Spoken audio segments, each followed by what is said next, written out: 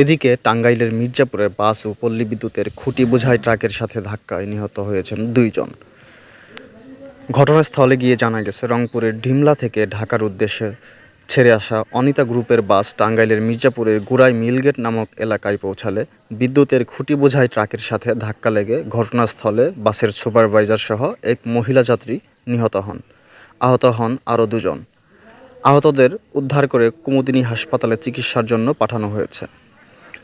নিহত মহিলার বাড়ি ডিমলা উপজেলার রামডাঙ্গা এলাকার নিহত দুলালের স্ত্রী।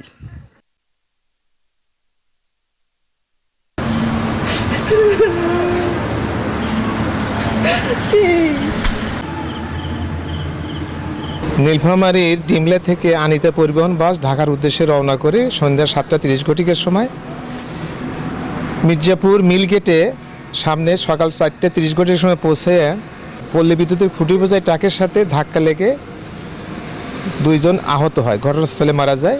2 জন হাসপাতালে ভর্তি আছে। এ বিষয়ে আইনানুগ ব্যবস্থা প্রক্রিয়াধীন। গাড়ি দুটো জব্দ করে হাইওয়ে থানায় রাখা হয়েছে।